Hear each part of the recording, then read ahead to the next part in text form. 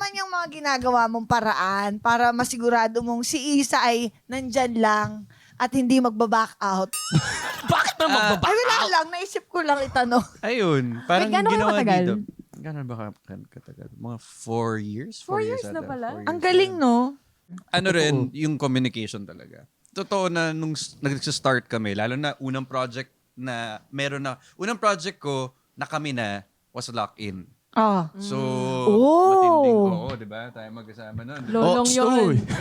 Oo. Laki nun. Lolong pa yun. Lolong pa yun. Oo. Ano yan? Break-up era yan ng mga artista sa mga Totoo. jowa. nila. Oo, diba? Oo, sabay-sabay kami nun. Oo. Kaya may Sabay. mga... Kung di nagkaka-developan, nagbe-break. Oh my God. Oh my God.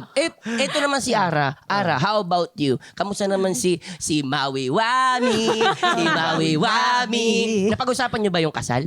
Napag-uusapan namin yun, syempre. Wow. Kasi sa Ano yung naman... pinag-usapan? Wag na tayo pinuusapan. Kaya sabi niya, basta't huwag kang dadaan ng Skyway.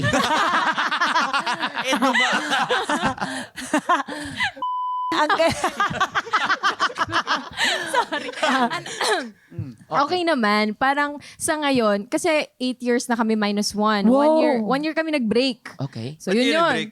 Lolong... Hindi, hindi, before Lolong pa yun. Before Lolong pa yun, parang sobrang rocky road na.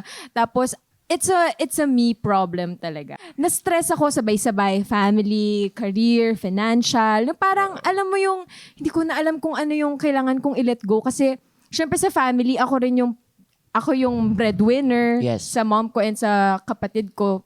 Especially nung time na yun. So sabi ko, hindi ko na alam kung ano pa yung kaya kong i-let go. So parang, yun, medyo dun yung nawala, hindi naman sa nawala yung pagka-attracted ko sa kanya, but more of, na-fall out ako Okay. dun sa relationship. Love ko siya as a person, pero parang nawala yung spark. Ganun yung nangyari, kaya kami nag-break. And then, 1 year na yon, hindi ako nag-date. Wala talaga akong nakitang okay. Na-prove ko talaga yon. Yes. And sa tingin ko, deep inside naman, na alam ko na, love ko talaga siya. Oo. And wala talaga nag-top off.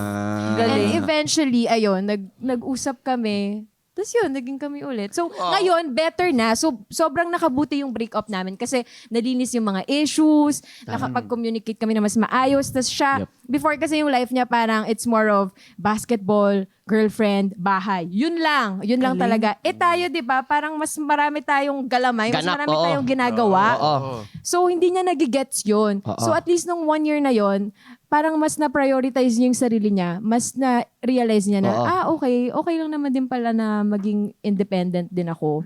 So, yun, okay na. Hindi ako yung hindi nagre-revolve sa isang tao yung life niya. So, love is sweeter the second time around. Yes. Wow! I do think Totoo so. pala yun. Noted. Ang ganda.